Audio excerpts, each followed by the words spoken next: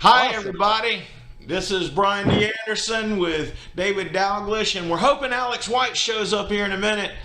Yeah, fingers crossed. I really appreciate y'all doing. I almost had to cancel this because of reasons that I won't go into, and David and Alex were kind enough to jump on there. David So was. We're still David questionable about was, Alex. perhaps not Alex.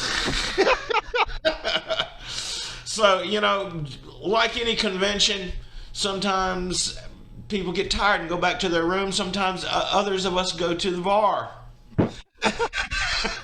I went to the bar. I always go to the bar after the floor shuts down. I installed It's Zoom not. 30 It's not a seconds good before we thing. started this, so I have no fancy But background. oh, I can't hear you anymore. What? Why? Can you hear me now? Oh, I can't hear you. Why can you not hear me? I can hear you. Your audio went out. Can you What? hear me? I can hear you just fine. Oh, your audio went out. I Oh, now you're back. okay. I say I don't believe that's my end. No, it's not me. Great. I didn't do anything. Well, And yay I for wouldn't have known installing how. I Zoom for wouldn't the have known first time. how to fix it. So, David, for those of you before we get started on just our BSing, David was a self-published author that moved over to Orbit, one of the OGs of that particular movement. What was it like? You wrote your first book, what, 2010, 2011, something like that? I believe I officially uploaded in Way to Blood, the very first book, in like January 2010. See, I was a year It's been a after. while. Yeah. See, I was a year after. Well, I had Michael Manning on here for episode one, and he was. It was you, him, and Michael. Hugh Howey was just broke the internet with wool. There was that whole crop of like when Indy was, KDP was helping indies out, and um, they were doing their thing, and really pissing off the traditional publishers. Therefore, oh, you remember Oh there yeah, used to don't be like remind me for that. every time you clicked on or went on the passive word or the Guardian, there would always be some.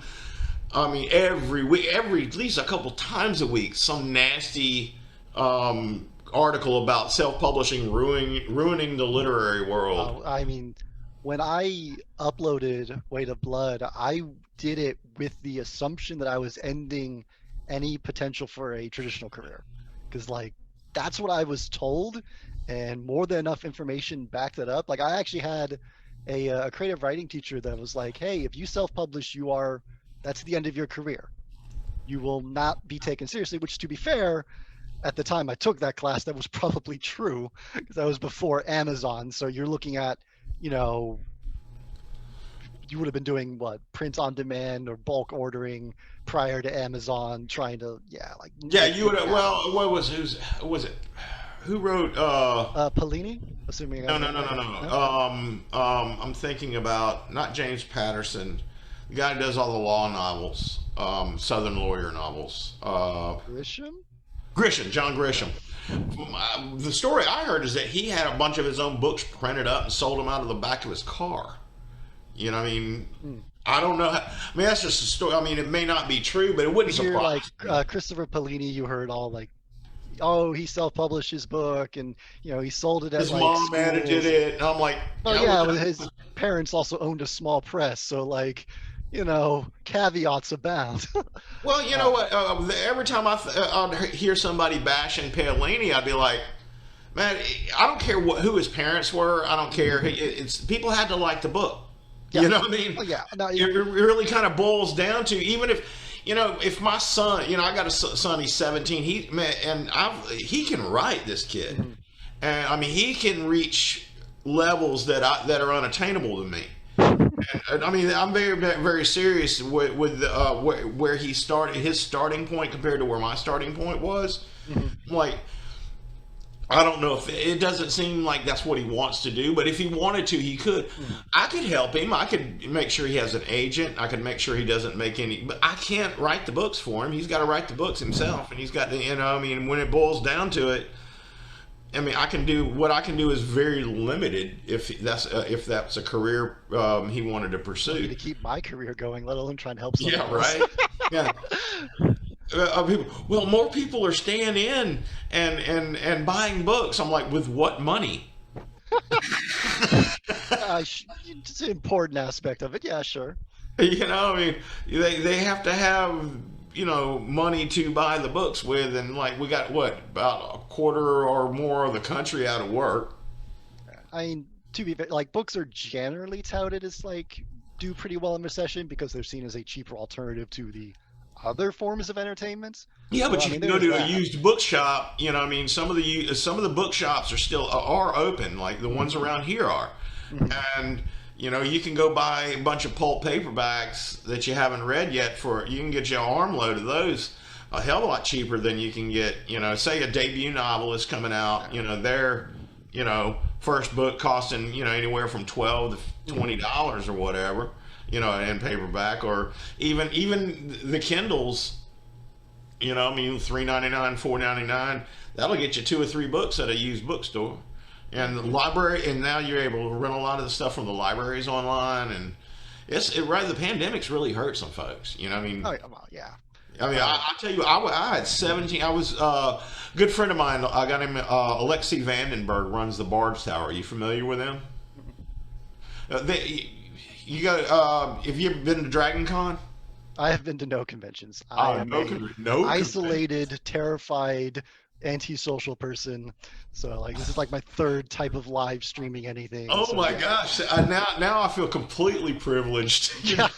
Yeah, no, I think I've done yeah, I think this is the third I've ever done. Like I think only the second I've ever shown my face. So Well, yeah. that deserves a background change. Oh, Oh, TARDIS, what is I don't even recognize this one. What is this? TARDIS. That's David Tennant's. Oh, okay. I am not Doctor Who is just not one of the things I'm into. Oh yeah, I love me some Doctor Who. All right. But You are gonna distract me. All right, say oh, hi to my giant ragdoll cat, oh my goodness, who a is mop. Yeah, that's not a cat. That's a mop. no, he likes to sleep right here next to the monitor, and anytime I'm trying to write, he'll just like plop down and then lay out, so his feet will like start shoving the mouse and the mouse pad, and he'll like start hitting the escape and delete keys on the keyboard and whatnot, and just doesn't care. He's a cat. Well, I sent Alex a message just now. I said, "Hey man, we're on." Yeah, no, I have not gotten the little notifications showing that he has seen it, so he'll probably like show up in about 50 minutes and be like, "Oh, time zones or something." I don't know. Well, I'm in this. We live in the same state.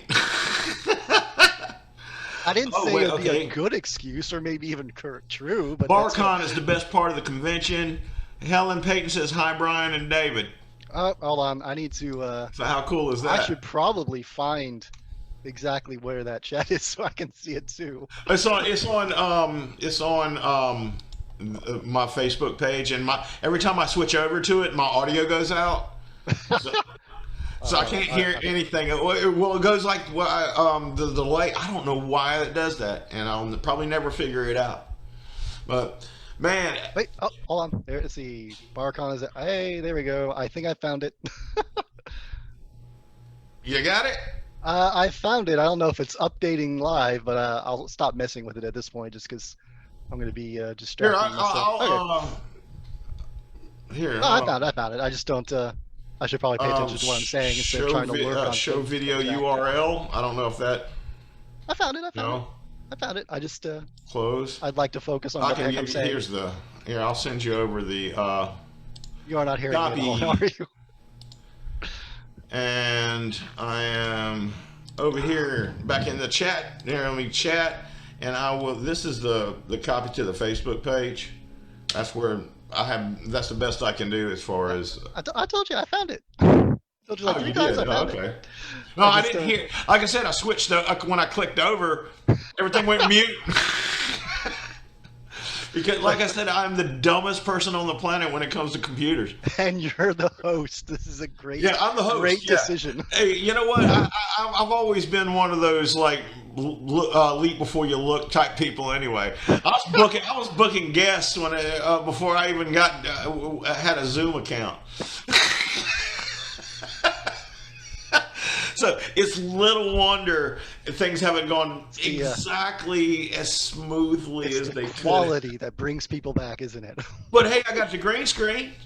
You know, well, I do. I like the concept. I mean, well, you say you haven't done a lot of cons and stuff. Hey, but Zero cons. I have never been to a con other than like a small science fiction con in Branson, Missouri, which I was Branson, Branson, yes, Branson, the Missouri. country music.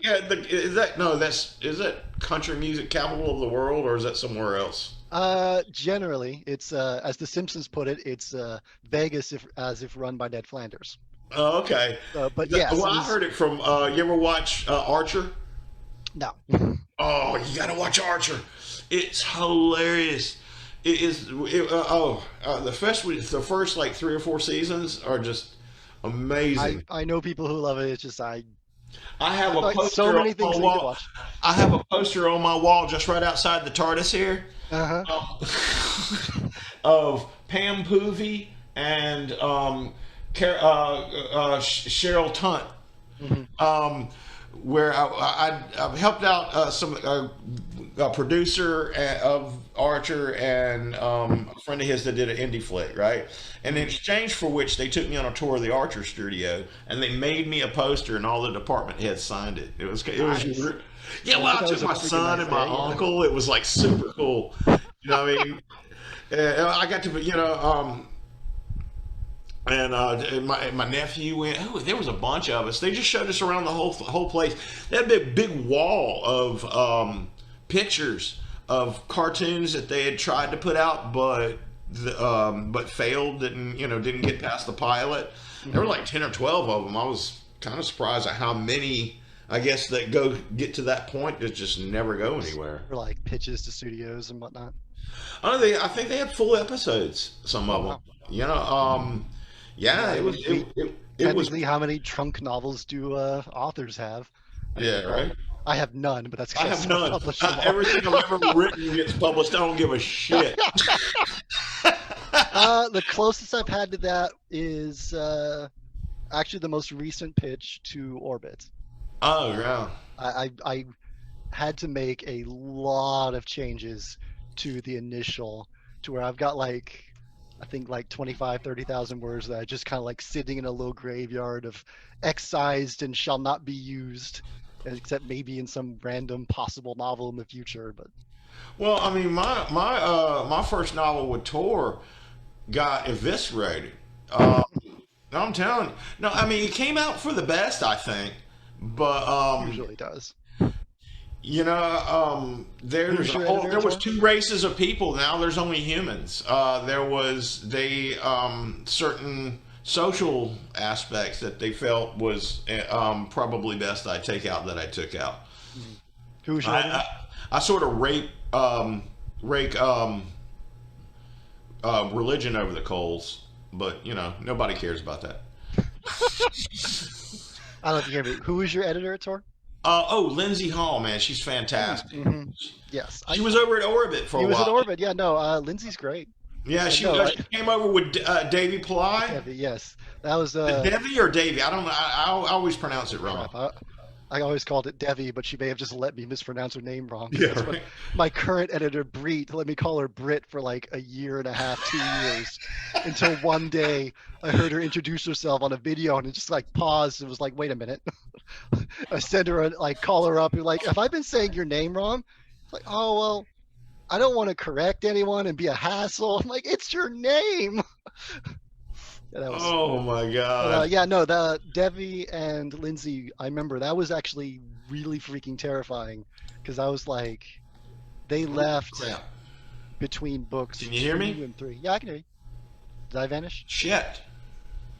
Did I vanish Damn it. again? What now? Okay, now I can hear you. I swear it's not me. I'm not touching anything. I know. I know. I don't know, man. I will get better. I actually am. This is actually going really well compared to the. This is going well. This The is going guest is, well. we're missing one of our guests, and audio keeps cutting out, and Well, this okay, is okay, going good. That's not going better. That okay, I admit. Um, Alex has ducked out on us, but we're gonna make the best of it. I will send angry messages to him when we leave this. You know, You abandoned me, Alex. I was gonna. I've done that to somebody before, but I fell asleep. I had been working all night, and I fell asleep and slept through the whole damn thing. Woke up going, oh man, I felt terrible, but I mean, I think the worst I've ever done was when I completely forgot I had an AMA on Reddit for one of my book releases, and ooh. realized it like 3 days later. Which that was like a pretty rough time. That was when I was dealing with a lot of my health stuff. So like I had an excuse at least, but I still felt pretty Oh yeah, awful and embarrassed. That doesn't look fun at all. nope. I got it on for 11 more days. It's I had two staph infections that nearly killed me. Oh, 4 surgeries, 5 surgeries. Um, once you have that many surgeries, it's easy to lose count. well, a couple of them were nothing major, just debrisement. Where they're doing, where they're just keeping things from getting bad. The others were pretty bad though, and dude, if you look at some pictures of me from 5 months ago, I weighed 270 pounds. I weigh 215 right now. Yeah. That's not how people recommend losing weight. No. Well, I mean the antibiotics they would kill my appetite, so I would only have if I was able to eat soup, it was a miracle. This time it's not so bad, and now that I'm the first surgeon's incompetence and negligence was fixed by the second surgeon. Um, I'm not going to mention any names, but if you're watching, you know who you are.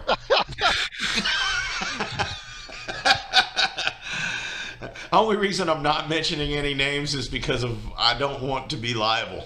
You know.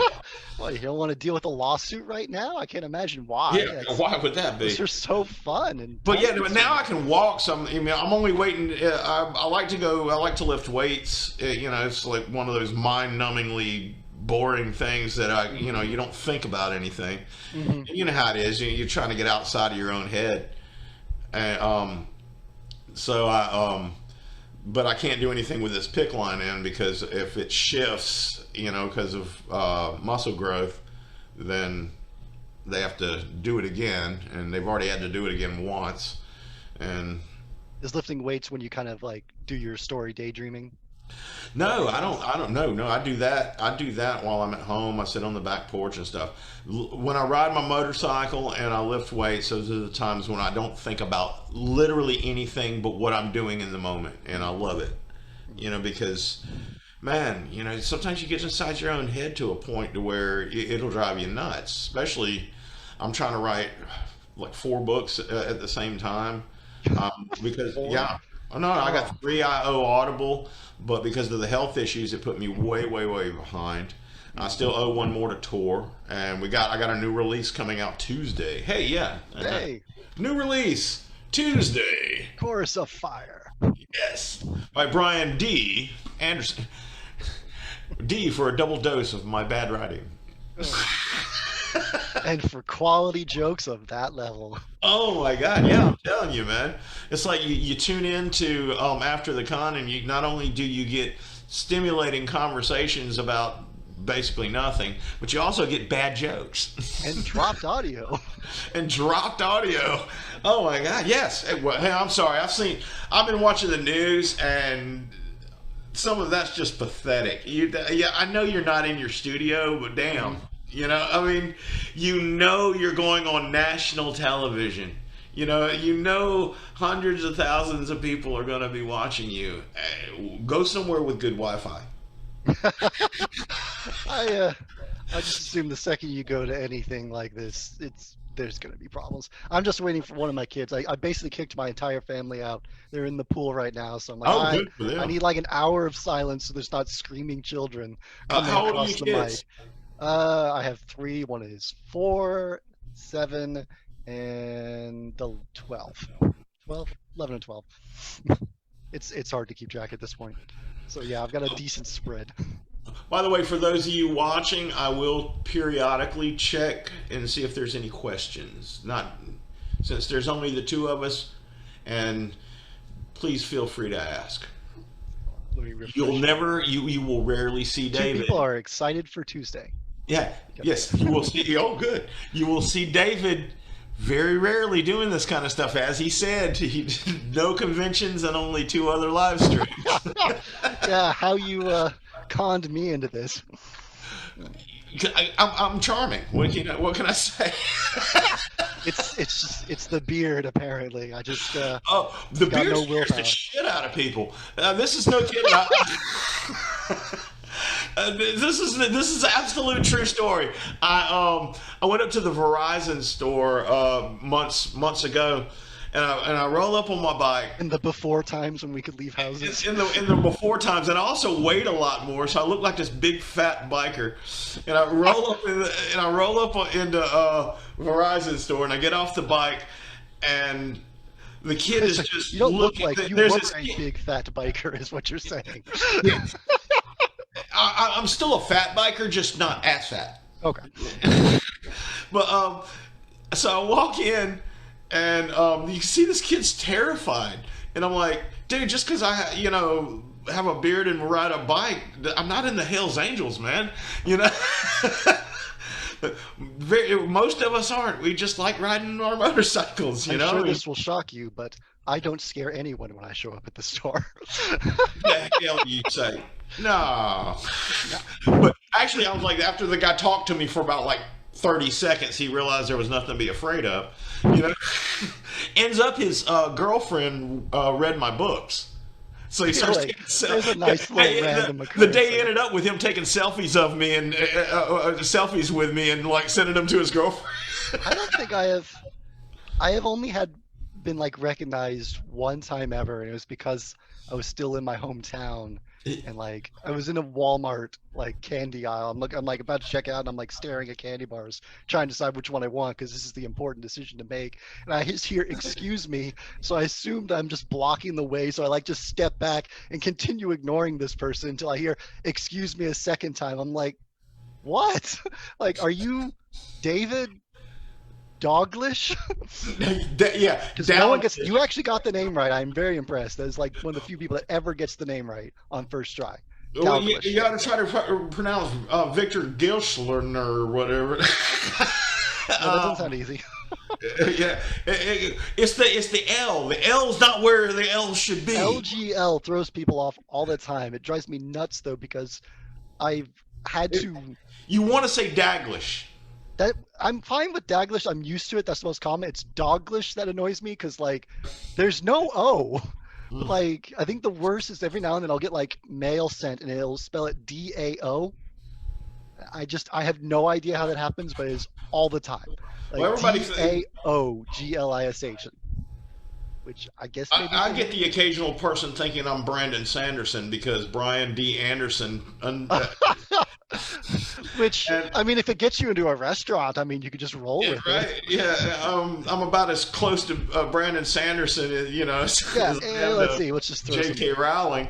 throw a little bandana on him and grow a beard and. Well, I forgot I had the bandana on.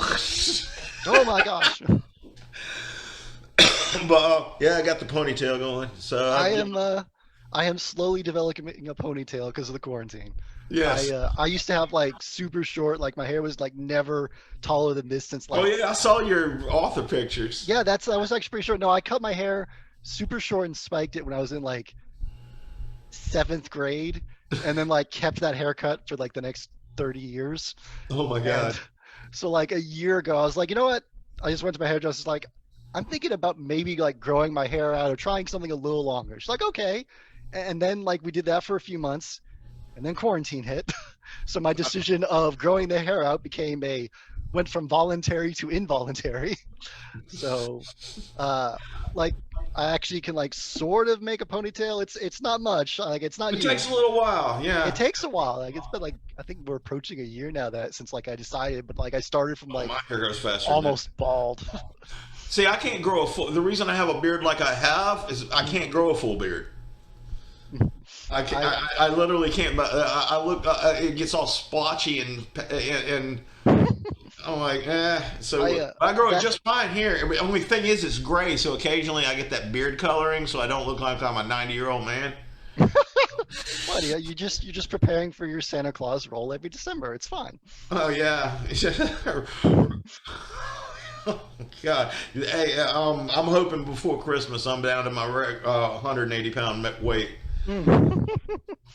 I'm telling you that, especially with the COVID stuff, because, and by the way, everybody out there, the healthier you are, the better chance for you to get COVID, the better chance you are of being okay through it. That's statistically just true. I mean, they were saying 30 to 40% body fat gives you like 50%, raises your mortality rate by 50%. That's like crazy. And like anything above that is like 90%. Like, holy crap. Yeah, Like, yeah, I tell you, if no, for no nothing else motivated me to get my butt up and go walking, that did. You know. yeah, uh, I started going to. Do you know what Pure Bar is? I do not. I started going to Pure Bar with a friend of mine. She was begging me to go with her because I was complaining about like my neck and back issues. It's like super intense ballerina is probably the easiest way to describe it. Like a cousin to Pilates, and I am the only guy that is in there every time I go, which is always all kinds of fun. Like, oh hey, here's me. I walk into a studio of like 20 women that are all incredibly fit, and I'm like feeling like the perverted old man. Like, all right, well, let's do this. And like, I mean, have fun with it then. I do, I try, but like it took like a good two, And 3 months go where in I there like stopped kind being of self-conscious. withdrawing and like rubbing your hands Oh together. yeah, like put on like dark shades and just like hunch down. But no, like they still don't know what's wrong with my heart, but something is wrong with my heart.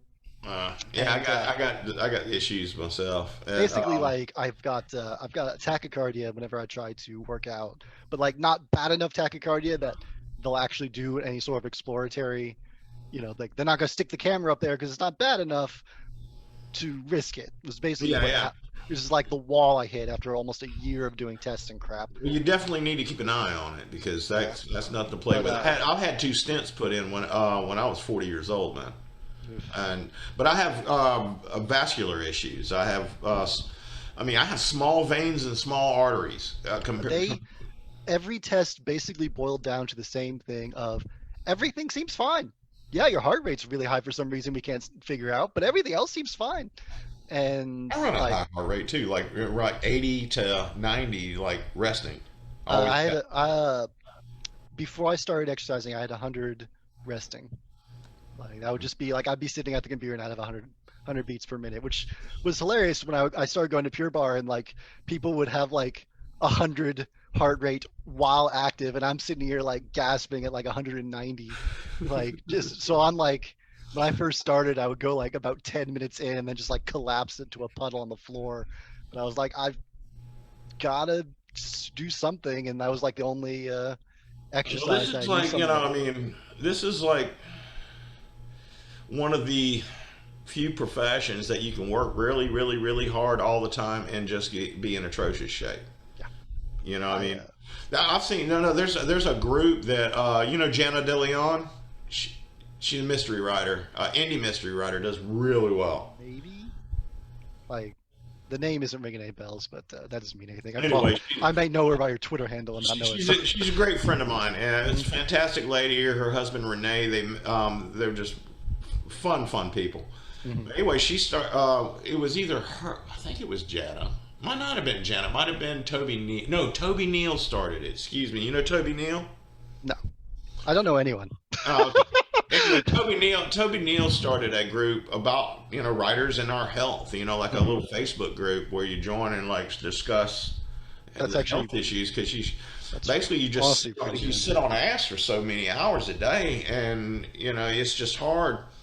Oh, I've been I what I like I used to have like even in high school I had horrendous posture. I was the like I don't want anyone to see me, so like even walking the hallways I'm like this, like my neck comes out at like a hinge at a 90-degree angle. So like I'd be like this, and then like hours of World of Warcraft, and then I started going to the library to write because I would bring my laptop and I would not activate the Wi-Fi so I could be, actually focus and not screw around or get distracted.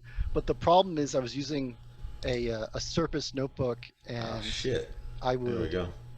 I would lean like this, just whenever I wasn't writing for hours, and eventually got like a nest of trigger points, like 5 trigger points in a line, going from like right here all the way up to here, and Ooh. like it was easily like I've broken my collarbone before, and I would rather break my collarbone again than about the 10 days I spent with those trigger points because like Mm. the muscles like they would wrap from like the middle of my back all the way up and then all the way around, and you could literally see the muscles pulling on my forehead.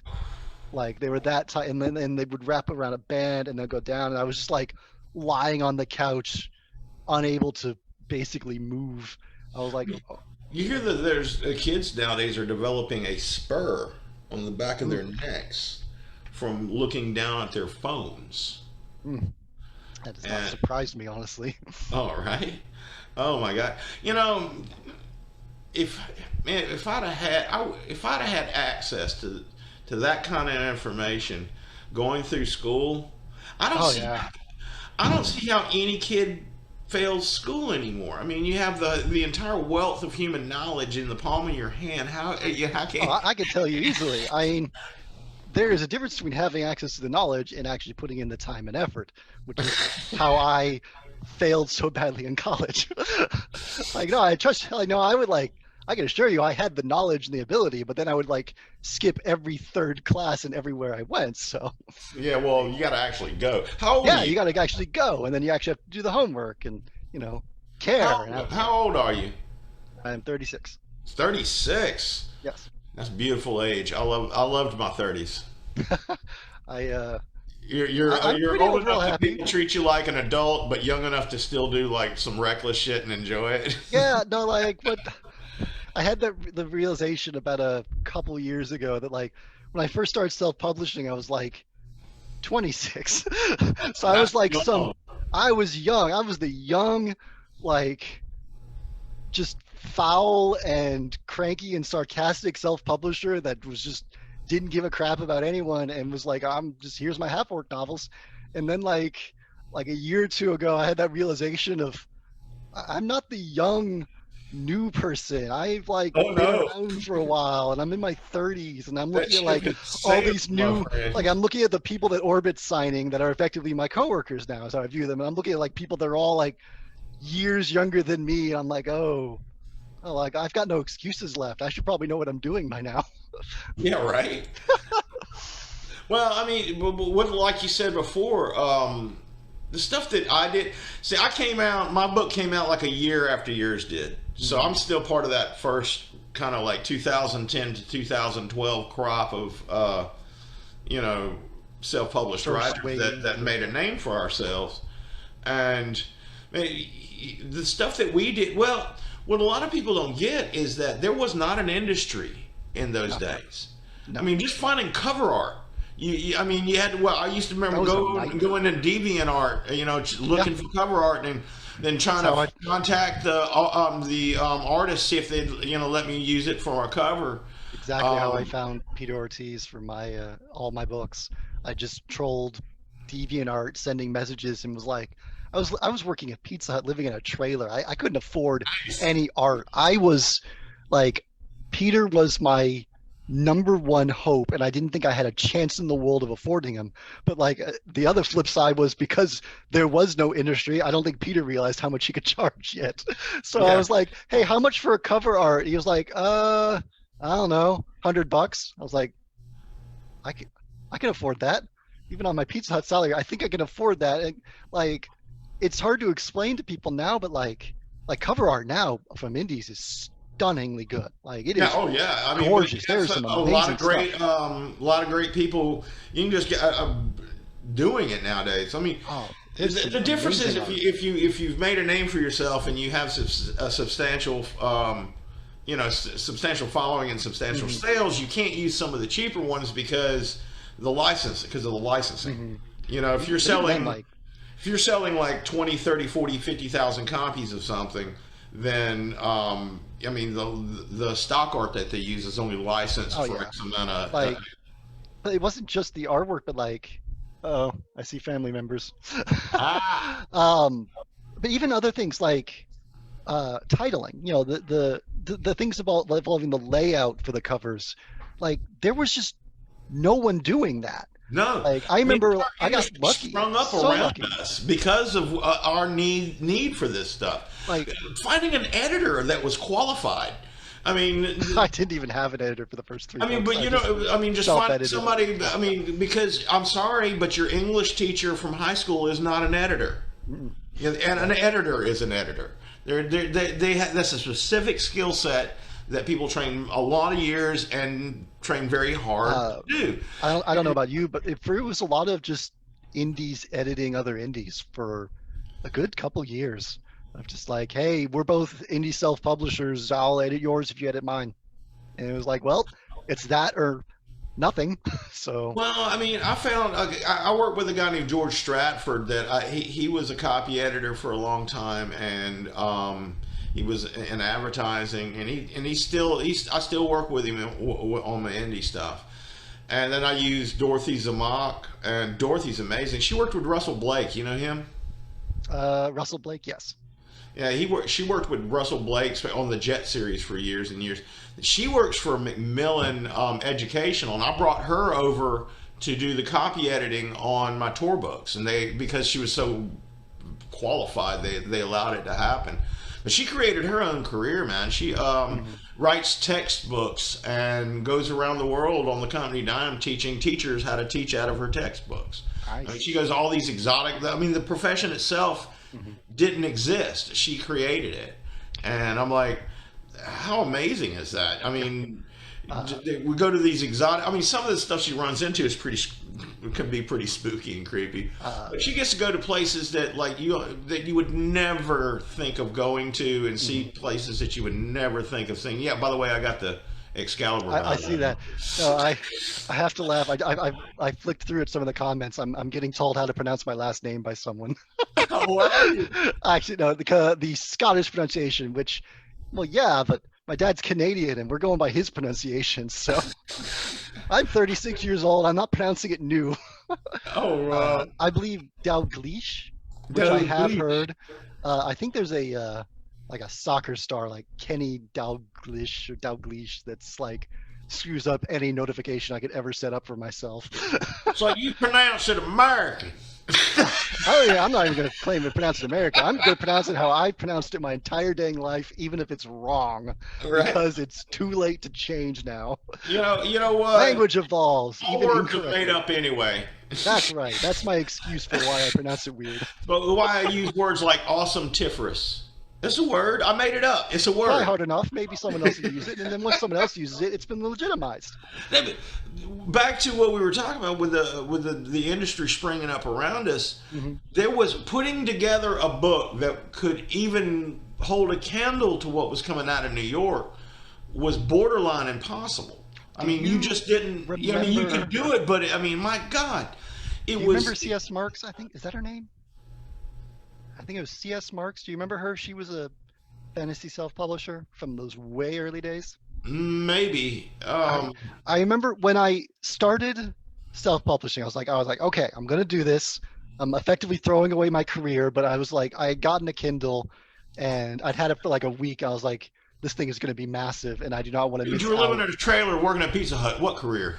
Yeah, what my potential writing career. I had no other career. I was literally working like four jobs at that point. I was a shift manager at Pizza Hut, and I was delivering newspapers on a rural route, and I was substitute teaching uh, whenever I would get called in, including on days that I was a late shift manager. So those were some real fun long days of like get up at 6, substitute teach till 3:30, drive to Pizza Hut, and then change out a uniform, clock in at 4, and then work till like 11. So like, You know, uh, but CS Marks, when I decided, I was like, okay, I am going to find the successful people. This is why I still recommend find the people who are successful, look at what they're doing, try and emulate it best you can. So I was like, Exactly. all right, well, who's the best fantasy self-publisher out there? And there was like almost no one. I mean, it's hard to Yeah. describe Right. to people how non-existent it was when I started this. But like the best cover art was by I believe Christine Marks, CS Marks, and she's a lovely lady. It was her own drawing. She had like hand drawn and penciled it herself, and it was all right. I mean, I like it was not.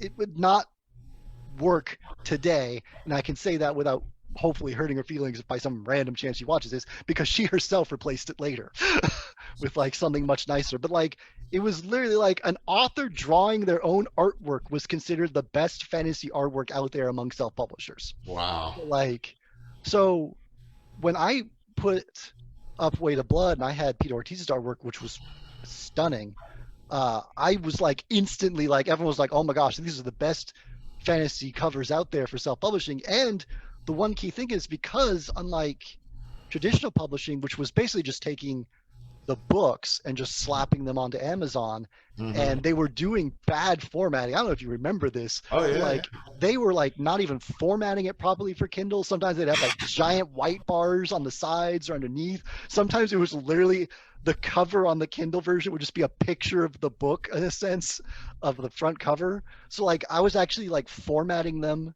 and sizing them specifically for Kindle to look good on the Kindle. Like I was actually taking the artwork and grayscaling it to make sure that it would look good on an actual grayscaled Kindle. So Hmm. like these things just no one had done. Nowadays, like I'm not going to stand out with my artwork. It's probably subpar in some respects Oh yeah. Well, I compared. remember I got for the Akiri series, I got Gene Malika to do my stuff. And when I started, I couldn't have gotten Gene Malika's phone number. You know, I mean, he wasn't doing anything with indies, and all of a sudden he realized, you know what? Hell, I can. There's some And money I out there. actually had a conversation with him. I said, you know, how much stock art do you have that you just on file? He goes, dude, millions of photos that I just that don't get used, and you know, and I'm like, dude, you could turn those into pre-made covers and make a fortune. You Hmm. know what I mean? Yeah, You know, I mean, I'm sorry, but I mean, he's doing. I think he did the covers for the Iron Druid series, if I'm not mistaken. He did a that's the couple one I'm of thinking like of. big. Those are pretty nice Not maybe covers. no, not Iron Druid. Oh man, was it not McClellan? It might have been McClellan's stuff. I'm not sure. Ian Anyway, McClellan? huh? Ian? Am I thinking of the right McClellan? No. Brian. Brian. Oh, okay, sorry. I know Ian McClellan. I think did a dabble in self-publishing, so I wasn't sure.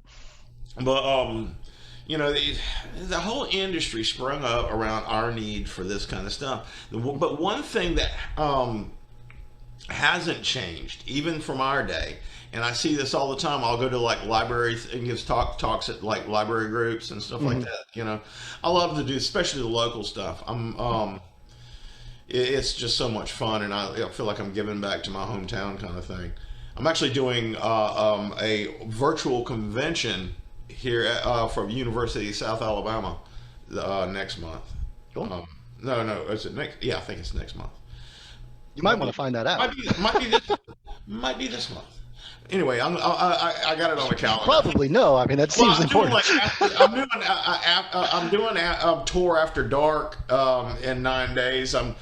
I got my release on Tuesday. It's like this whole month is crazy with online stuff. No. Well, what I try to explain to him is like, man, I know you want to see your books in the bookstores. I know that you dream of walking into Barnes and Nobles just at random, or going to the Hmm. airport and walking into the bookstore there and seeing your book there. And I said, well, it's not going to happen. You know, to quit. Try you may be able to perhaps get your local bookstore to put your book on consignment. That's really the best you can hope for. And if you want them to order it, basically you got to go through Lightning Source, so there's a return policy, and you're going to have to literally go door to door to each bookstore to try to get them to do it. Hmm. I mean, from 2010 to today, we still live. Indies still live in the digital realm, Hmm. and digital books, audio books, anything that can be downloaded. You Hmm. know, I mean, you may sell some books on Amazon, You know, I mean, or whatever online store. People who want a paperback, if you're doing it Mhm. through Create Space Yeah, it's or CreateSpace whoever's what I doing it use. nowadays. I think Cre- Create Space turned it over to CreateSpace. KDP. But Actually, that's right. I guess CreateSpace was always owned by Amazon, but I think they folded them into they folded KDP. it. Yeah, Yeah, they did a kind of a little department merger or whatever. But I but tell them, I was like, you know, you're wasting all this time, energy, and sometimes money mhm. on trying to get your book into a bookstore. Where if you put that, if directed that same energy into promoting your digital books, you know, that you know, I mean, you would it pays the same. I mean, an independent, typically priced indie paperback yields you the same royalties as a $3.99 Kindle. Yeah, about. I think I generally, when I price my print versions, I try to price them to where I make the same Yeah, regardless. So that way, if someone asks me usually from 12.99 to 19.99. 12.99, it usually ends up being 12.99, 13.99, and I'll usually make the same $2 that I would make from a 3.99 about. Yeah, And I do this so I could explicitly tell people, hey, which one is better? And I can be like, I get the same either way. Just buy whichever one you want. yeah, right. I don't want to press same for like, yeah, where should I buy it? You know, Barnes and Noble, Amazon, but it's all the Wherever's same. cheap. Wherever's wherever's cheapest, wherever's most convenient for you. If you're reading on Right. your phone, then get it through the Google Play Store. I don't care. Like, Yeah, you know, I mean, it will, and we're still running into. There's still some things. Like I said, some things hadn't changed, man. Like literary fiction is still rejecting indie just as much as that's have always. that's not a Certain surprise. genres, you know, nonfiction and literary lit fic and stuff like that. If you're writing that kind of stuff, you almost, if you ever want to have anybody other than friends and family read your books, you're gonna have to get a publisher and an agent. You I know, mean, with Litvic in particular, you're generally dealing with a genre that is attempting for prestige, and hmm self-publishing and indies are not. not prestigious. They're not going to get the prestige. I mean, there Well, will always they be live like the on super awards. rare occurrences, but Well, they're award winners. You know, that's how they. You know, their bread and butter is by. You know, winning so and so award, and that's what builds their prestige because they're just not doing the volume of genre fiction does. You know, I mean, yeah. hell, we have fantasy is a pretty big genre, but compared to mystery, we're tiny. Oh, we don't hold a candle to like YA or romance.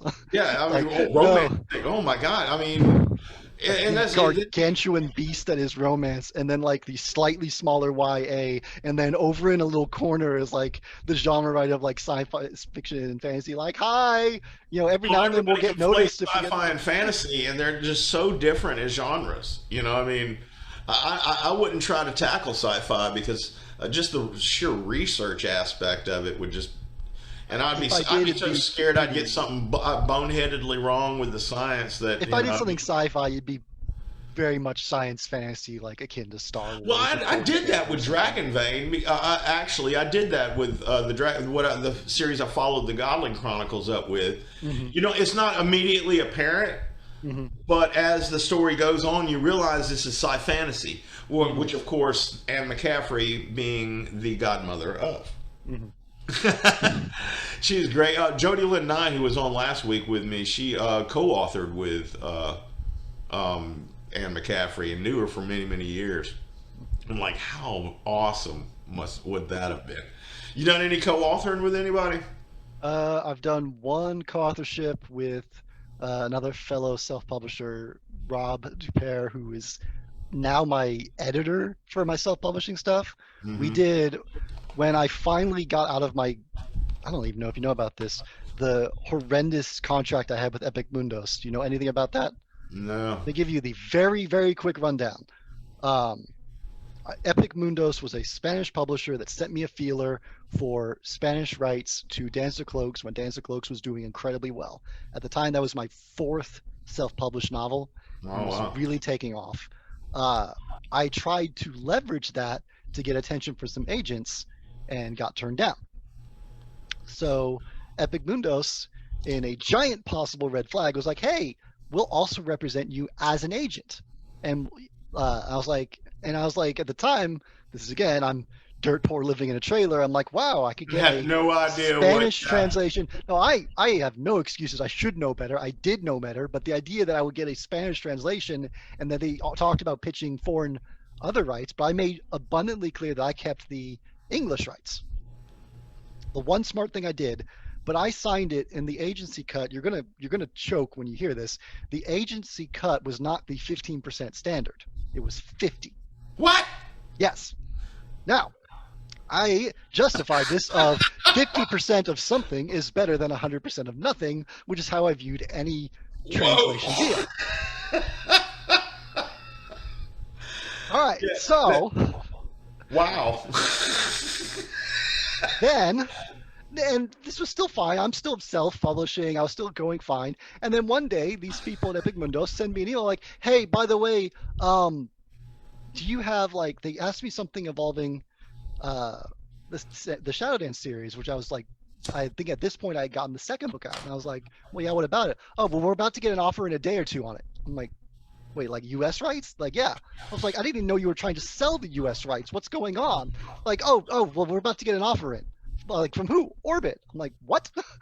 Like, and this was. And I was like, at the time, like, this is like Brent Weeks, who like basically Yeah, Brent yeah, Weeks, like yeah. my books were like, if you like Brent Weeks, Amazon was like, try this David guy. He's like Diet Coke This version. David guy, I like that. And Yeah. uh, I got and then suddenly I was informed that they tried to buy the Shadow Dance, like the two Shadow Dance novels plus a third that I hadn't written yet for $300,000. Oh, whoa. Nice. That's bigger. Of which Brent Weeks Epic, only made 100 grand. Well, of which Epic Mundos would get 50%. I was like, oh, I was like, oh, well, and I guess I think it was for 6 books for the 300K. But either way, I was like, I'm living in a trailer making about 15,000 a year, and a $300,000 offer showed up, and I was like, okay. So 150 grand. I sent a You message to think Epic about Monos, was like, all right, we both know my agency contract is it. garbage, and You this moving to a 50% is double above wide now. standards. I sent a message to Epic Monos, like, this 50% is garbage. You know it's garbage. I cannot sign this. Can we renegotiate our agency deal, go to 15% industry standard, and then I will agree to this contract? And they BS with me a bit, tried to tell me at 20, then tried to play hardball with me when I said no to 20 and said, well, that was the only deal. Anyway, Orbit has offered 300K. It's on the table and they're waiting for an answer. I said no.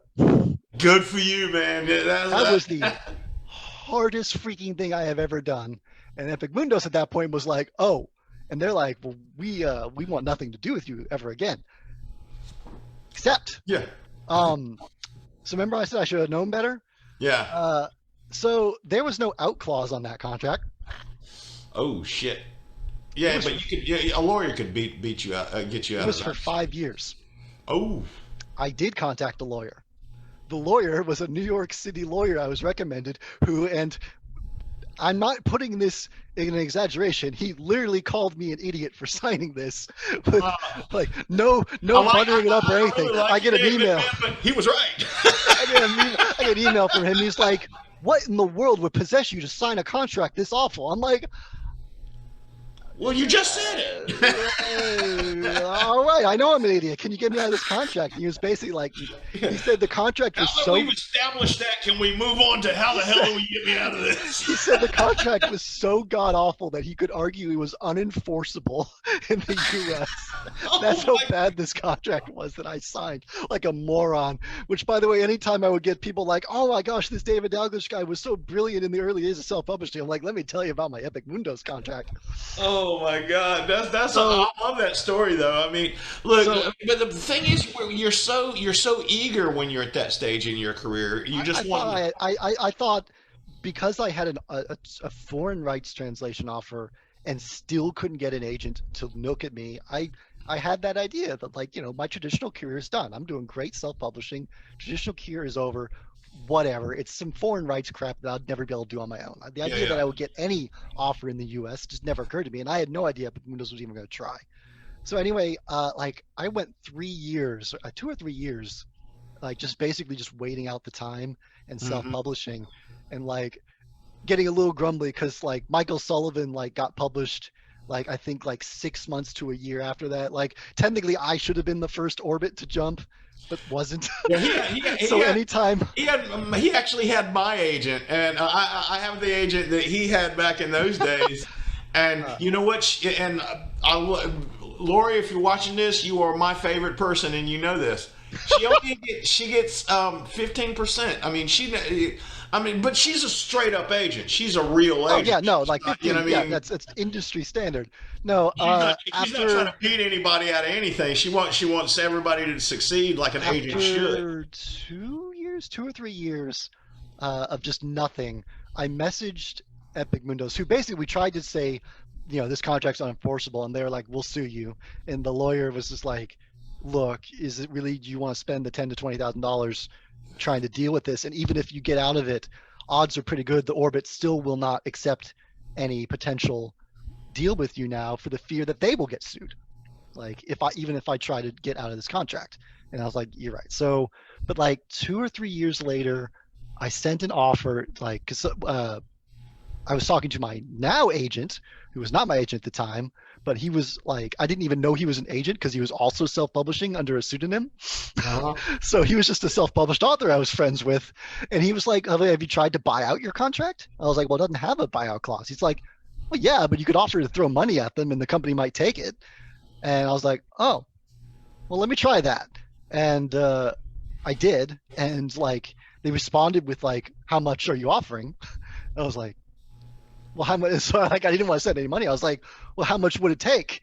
And they sent me an amount that was like way lower than was like I was willing to pay. I was like, oh my gosh, like I might be able to get out of this and like on the cheap. So like bartered it for a little bit, paid it, got it broken, got it in writing, and then within 2 weeks, and I'm not exaggerating, within 2 weeks of canceling that, I had signed on to my new agent and had You're with offers, Jabberwocky, right? huh? Are you with Jabberwocky or who are you with? Veritas. Veritas. Okay. Um, Within 2 weeks of getting out of Epic Mundos, I had offers from Orbit and 47 North.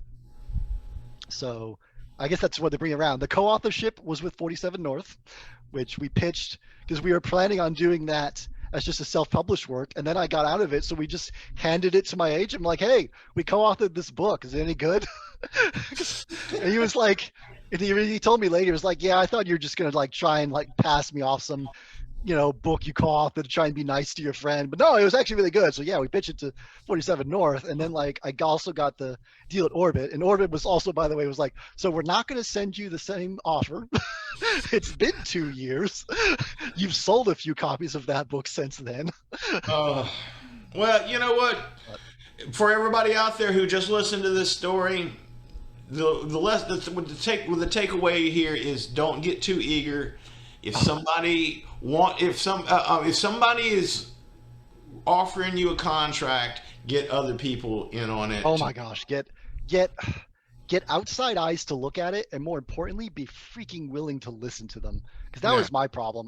Don't jump. I had to people decide. say, I I can't even pretend I knew it was wrong because I knew it was so wrong on that 50% that I literally didn't even tell that value to my other indie authors because I knew they would tell me I was being stupid. Like I didn't want to be told I was being stupid. It was like of all the dumb things I've done in my career, it's like no, like I liked to. This is why I like tell people like you get people you will listen to and trust, and then actually listen to them, because even me, who I would be like, oh, I know what I'm doing, and I'm navigating this self-published market, this that's going on, and I know all about how scummy trade publishing is. And then I signed a 5-year deal with no out clause on a 50% agency cut, like a freaking moron. Because Yeah. Well, you even only do that once. I only made that mistake once, but like when your ego gets involved, just logic goes out the window, and that's what Yeah. like the Well, second. that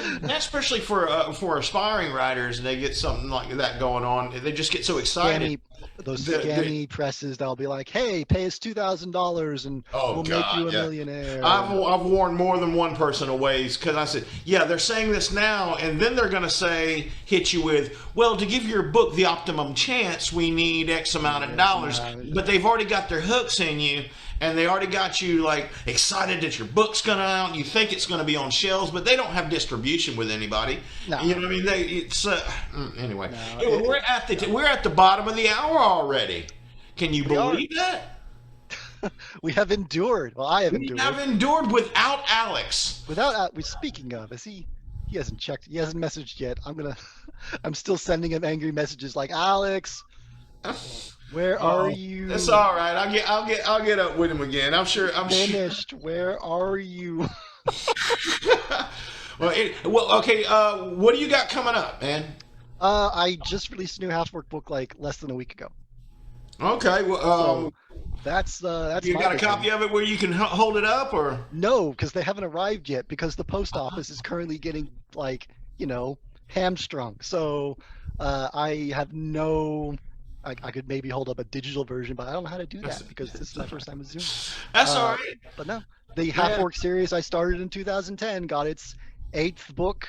Yeah, I saw your 2020. post about that. I saw your post about that, and check out David on his site. There's a link on there, and later on I'm going to upload this to YouTube. You can check out his links there, and my links, of course.